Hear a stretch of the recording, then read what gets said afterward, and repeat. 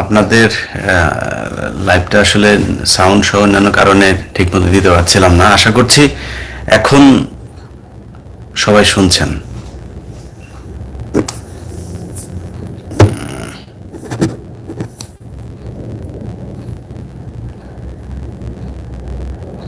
এখন ওকে, জি আমার মনে হয় সবাই শুনছেন। তো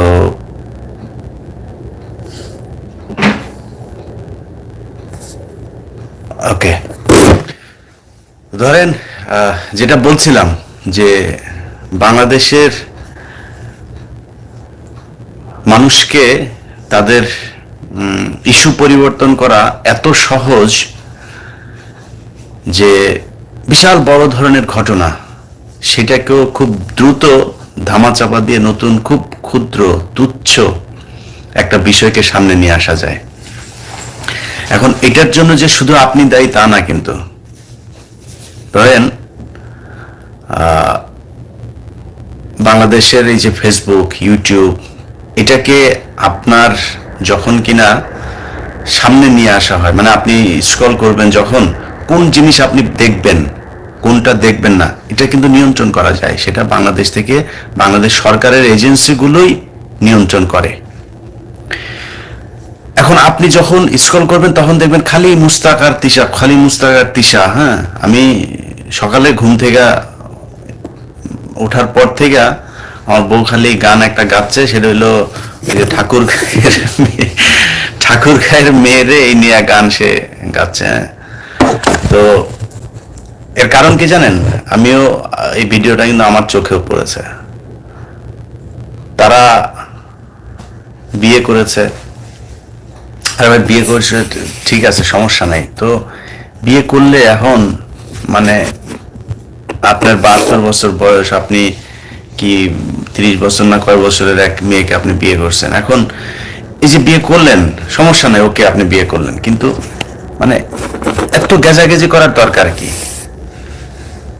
তো গেজাগেজি করার তো দরকার নেই। আপনি বউ নিয়ে থাকেন সুখে শান্তিতে, আপনার নিয়ে যদি আপা যদি ভালো থাকে, আমাদের সমস্যা কি? আমাদের তো কোনো সমস্যা নাই, আপনার সুখে শান্তিতে সময় কাটান। এখন একবার এইখানে একবার ওইখানে, আর এই যে সরকারি এজেন্সি সুন্দর করে আপনাকে এগুলো শোনাবে। হ্যাঁ, যেটা তারা ইচ্ছা করে ওইটাই আপনার সামনে নিয়ে আসবে। এটা শুধু আপনার দোষ তা না। আমি না চাইলেও আমার স্কুলে এরকম অনেক কিছু আসে যেটা তারা চায়, যেটা আপনাকে জানানোর প্রয়োজন সেটা তারা আপনার সামনে নিয়ে আসবে না। এটাই হচ্ছে এখন আমাদের অবস্থা। তো এই অবস্থা থেকে সত্যি হলে আপনাকে সচেতন হইতে হবে। আপনাকে সচেতন হতে হবে। আপনি কোন ইস্যু দেখবেন, আপনি কোনটা সামনে নিয়ে আসবেন, কোনটা স্ক্রল করবেন, কোনটা ক্লিক করবেন, কোথায় কমেন্ট করবেন, এটা হচ্ছে গিয়ে আপনাকে নির্ধারণ করতে হবে। 7 তারিখে নির্বাচন হয়েছে, আর 1 মাস 10 দিন 7 দিনের মাথায় আপনাকে তিশা আর মুস্তাক যদি গেলানো যায়, তাহলে তো গভর্নমেন্ট গেলাবেই। আপনার জিনিসের দাম কি কি কি, তো এইসব অনেক সচেতন হইতে হবে। আমাদের বাংলাদেশের মানুষের যে অবস্থা,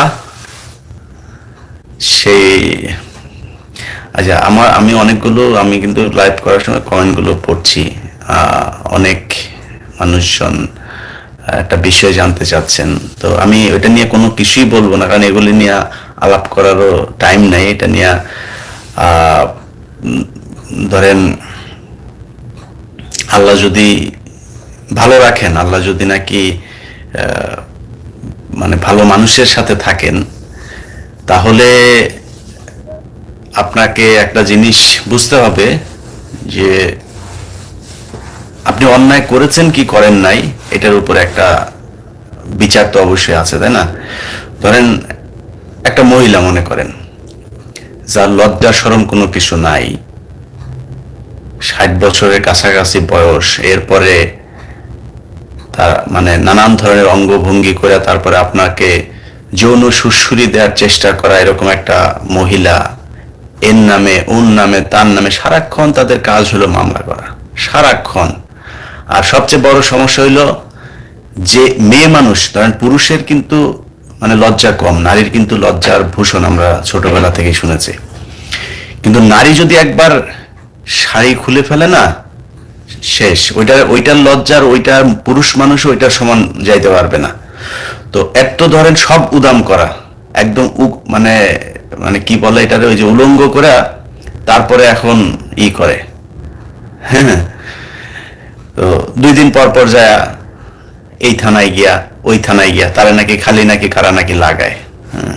এগুলি যায় যায় তারপরে মানুষের সামনে গিয়া তারপরে এগুলি বলে। তো এগুলি যে নিজে থেকে, ধরেন আমি আমার স্ত্রীকে যদি থানায় নিয়ে মনে করেন পুলিশের কাছে যায় বলি যে এই ব্যাপার আমার, মানে এখানকার আইনগুলো কিন্তু নারী এবং সেই বাচ্চাদের ক্ষেত্রে খুবই স্পর্শকাতর, হ্যাঁ। কারণ আমি আমার ওয়াইফকে নিয়ে যদি বলি যে আমার ওয়াইফকে কেউ একজন মানে এটা আমার মুখ দিয়ে জীবনে আসবে, আপনি বলেন এটা জীবনে করতে পারবো? মানে আপনি পারবেন? কোনো ভদ্র সভ্য সমাজ কোনোদিন পারবে? ওদের সবকিছু শেষ, মনে করেন তো, মানে একদম ওই কি বলে না, কলাপস হয়ে গিয়েছে। এখান থেকে তো দাঁড়াইতে হবে কোনো না কোনো একটা কিছু। অস্ত্রটা কি? অস্ত্র হচ্ছে গিয়া মামলা। তো আমি আপনাদের যেই প্রশ্নের জবাব আপনি জানতে চাচ্ছেন, সেই প্রশ্নের জবাব আমি অত ডিটেল দিতে যাচ্ছি না। আমি আমার ঘরের মধ্যে বসে আপনাদের সাথে লাইভে কথা বলছি। তো আমার তারপরে আপনাদের কাছে দোয়া চাই, দোয়া করবেন। কারণ খারাপ যেগুলি কিনা মানে নিজের ঘরের মহিলা মানুষ দিয়েও যারা বিজনেস করাইতে পারে, তাদের সাথে সভ্য চরিত্রবান ভালো মানুষের, সভ্য সমাজের মানুষের ফাইট করা একটু ডিফিকাল্ট, ঠিক আছে? এখন সেইসব বিষয় নিয়ে খুব বেশি বিস্তারিত আপনাদের সাথে আলাপ করার কিছু নাই। আমাদের এখানে কিছুক্ষণ পরে জুমার নামাজ। তো আপনাদের সামনে আসার উদ্দেশ্য একটাই ছিল, সেটা হচ্ছে যে এই যে মুস্তাক তিশা যা যা ফেসবুকে দেখছি, এগুলি বাদ দিয়া ফেসবুকে আপনার বাচ্চাদের, ধরেন বাংলাদেশে কয়েক লক্ষ শিক্ষার্থী আছে। এদিন শুনলাম যে মাদ্রাসার ভেতরে তাদের এই কি সংস্কৃতি এই বইগুলো পড়ানো হচ্ছে। সেখানে আবার মাদ্রাসার ক্লাস 7-এর একটা বইয়ের পৃষ্ঠা দেখলাম, সেখানে বলা হয়েছে যে আপনার কি বলে, হিজাব করলে কি কি অপকারিতা, এটা নাকি আপনার শ্বাসের সমস্যা করে, এই সেই নানান কথাবার্তা সেখানে লেখা আছে। এখন এই যে আপনাদের যাদের শিক্ষার্থীরা বাংলাদেশে পড়াশোনা করে, আপনাদের বাড়িতে যাদের বইগুলোতে এই জিনিসগুলো দেখেন, এগুলো প্রচার করেন, এগুলো প্রচার করা দরকার। ধরেন বাংলাদেশের মাদ্রাসা শিক্ষা বোর্ড, এই শিক্ষা বোর্ডটাই তো আলাদা, এটা একটা ধর্মীয় শিক্ষা ব্যবস্থা। তো ধর্মীয় শিক্ষা ব্যবস্থা তো সেই ধর্ম অনুযায়ী হবে। আপনি হিজাব পড়লে হবে কি না হবে, আপনি সংস্কৃতি শিখাচ্ছেন, সেখানে সংস্কৃতি শেখানোর জন্য তো মাদ্রাসা শিক্ষা বোর্ড, তাহলে তো মাদ্রাসা এটা সেম শিক্ষা বোর্ড হইতো। ওইটা আলাদা কেন? আলাদা হচ্ছে কারণ ওইটা মাদ্রাসা শিক্ষা বোর্ড, ওইটার ইসলামী শিক্ষাই ওইটা। হিন্দুদের জন্য আপনি আলাদা শিক্ষা করেন, খ্রিস্টানদের জন্য আলাদা করেন, সেখানে নাচ গান মদ খাওয়া শেখান, সমস্যা নাই। কিন্তু ইসলাম তো যেটাকে অ্যালাউ করেন, আপনি সেটা ওইখানে দিবেন কেন? তো এগুলি নিয়ে করতে হবে। ধরেন বাংলাদেশের মানুষের সমস্যা কি জানেন? ধরেন সাহস করে নিজের যে অধিকার, এই অধিকারের কথাটাও না কেউ বলতে চায় না, বলতে পারে না। কেন পারে না সেটা তারাই জানে। একজন মসজিদের ইমাম, আমি গত সপ্তাহে এক ইমাম সাহেবের সাথে, গত সপ্তাহে না ঠিক গত এই আগের সোমবারে এখানকার একটা মাদ্রাসায় গিয়েছিলাম। কয়েকজন ইমাম সাহেবের সাথে, হুজুরদের সাথে একটু বসছিলাম, এমনি দিয়ে গিয়েছিলাম আর কি। ওনাদের মাঝে মধ্যে ওনাদের সাথে খাওয়া দাওয়া করি, বসি টসি, ভাল লাগে। তো ওইখানে কয়েকটা মসজিদের ইমাম ছিলেন। এর মধ্যে একটা মসজিদের ইমাম, উনি বলছিলেন যে ভাই, আমি জুমার নামাজের পরে দোয়া করলাম যে ইয়া আল্লাহ, আমার দেশে ইসলাম বিদ্বেষী কোনো রাষ্ট্রপ্রধান দিয়েন না আল্লাহ। আমার দেশের রাষ্ট্রপ্রধানকে আপনি ইসলামের জন্য কবুল করেন, সৎ, যোগ্য, চরিত্রবান, ধার্মিক একজন রাষ্ট্রপ্রধান দিয়েন আল্লাহ। নামাজের পরে এখানকার আওয়ামী লীগের লোকজন হুজুরকে ধরছে, আপনি আমাদের প্রধানমন্ত্রীর বিরুদ্ধে কেন মুনাজাত করলেন? এখন সমস্যাটা দেখেন, ধরেন আপনার বাংলাদেশের কোনো মসজিদের ইমাম সাহেব মনে করেন মুনাজাত করলো, ইয়া আল্লাহ ভোট চোরদের থেকে আমাদেরকে হেফাজত করেন, আল্লাহ যারা আলেমদেরকে আল্লাহ এই করে নির্যাতন করে আল্লাহ তাদেরকে ধ্বংস করে দেন, আল্লাহ যারা কম্বল চুরি করে তাদেরকে ধ্বংস করে দেন, তাদের কবরকে ধূলিসাৎ করে দেন, এই মুনাজাত যদি করে, আচ্ছা এই মুনাজাতের ভেতরে কি মানে মানে আপনার কারো নাম ধরে নাই তো, তাই না? এই মুনাজাত যদি বাংলাদেশের মনে করেন বাইতুল মোকাররমের খতিব সাহেব যদি করেন শুক্রবারে, ওর পিঠের চামড়া থাকবে? কেন থাকবে না? কারণ মুনাজাত তো এইসব কথা বললে তো সব ওর বিরুদ্ধে যাবে। ওই এক ইমাম এই হুজুর ওয়াজ করছিলেন, শুনছিলাম, রাব্বানা আতেনা ফিদ দুনিয়া হাসান এই হাসিনা, হাসানা তার জায়গায় হাসিনা। এখন হাসিনা কেন? ওই যে আওয়ামী লীগের লোকজনকে খুশি করানোর জন্য হাসিনার ইয়ে করছে। তো মসজিদের ভেতরে যদি আপনি এখন মুনাজাত করেন যে আল্লাহ সুদখোরকে আল্লাহ ধ্বংস করে দাও, তো সুদখোর তো আপনার সামনের কাতার, এই যে হুজুরের ঠিক সামনে বসা, হুজুরের ইয়ে খুতবার আগে দিয়ে মিনারে হুজুরকে সরাই দিয়ে মিনারে উঠছিল যে শালা, ও তো সুদখোর। তো এই ইয়ে তো করতে পারবেন না। তো আমরা অনেক সময় ধরেন বলি না যে আমাদের আর কি, আমরা শুনি যে আমাদের যারা পরিমাণ ইমান নিয়ে গেল নাকি সেই ইভেনচুয়ালি বেহেশতে যাবে মুসলমানরা।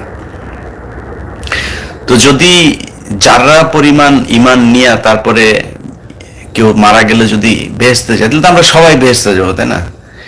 কিন্তু ইমান কি আসলেই আছে? আমি চিন্তা করে দেখলাম, ধরেন আমি একজন মসজিদের ইমাম, আমি আমার খাবারের ব্যবস্থা, আমার চাকরির বেতনের ব্যবস্থা হবে কি হবে না করার জন্য আমি কি করছি? আমি ওই যে সুদখোরের বিরুদ্ধে কথা বলছি না, কারণ আমি জানি যে সুদখোর হচ্ছে মসজিদের সভাপতি তো আমার বছর শেষে মানে মাস শেষে বেতন দিবে না। তাহলে আপনি মানে আল্লাহকে বলছেন যে আল্লাহ হচ্ছে রিজিক দাতা, আবার ওই হুজুরের ওই সুদখোরের ভয়ে আপনি মুনাজাতে বলতে পারলেন না যে আল্লাহ আমাদেরকে সুদ থেকে বাঁচায় দাও, আল্লাহ ঘুষ থেকে বাঁচায় দাও, এই মুনাজাত করতে পারলেন। সো আমি তো মানে আমার তো আসলে ইমান নাই। তো মসজিদের ইমাম সাহেবের যদি ইমান না থাকে, তাহলে আমার ইমানটা কোথায়? সো ইমান থাকলেই বেহেশতে যাবে, মুসলমান হইলেই কালেমা পড়লেই বেহেশতে যাবে, ইমান আছে কিনা ওইটা একটু তলায় হাত দিয়ে তারপরে দেখেন। এত মানে আল্লাহ তো সেই জাতিকে উনি নিজেই তো বলছেন যে আমি তাকে সাহায্য করি না যে তাকে সাহায্য করি যে নিজে নিজেকে সাহায্য করে। অতএব আমাদের এটা একটু মাথায় রাখতে হবে। হ্যাঁ, আর পরিশেষে আপনাদেরকে বলতে চাই, সবশেষ যে কথাটা বলতে চাই, যে ধরেন রাজনৈতিক যে অবস্থা, নির্বাচনের আগে আমি আমার এই ভিডিও থেকে অনেক ভিডিও সরিয়ে দিয়েছে, আপনারা নিশ্চয়ই দেখেছেন সেটা। তো এরপরে বেশি কথা বলার মতো না কিছু নাই, যেই কারণে খুব বেশি কথাবার্তা মানে আমি এখন বলার কিছু দেখছি না। যদি তেমন পরিস্থিতি আসে তাহলে অবশ্যই আবারও নিয়মিত আপনাদের সাথে আসব, কিন্তু এটা মনে করার কোনো কারণ নাই যে কোনো পরিস্থিতিতে আমি যদি সারা জীবন আপনাদের ইউটিউব চ্যানেলে নাও আসি, কোনো পরিস্থিতি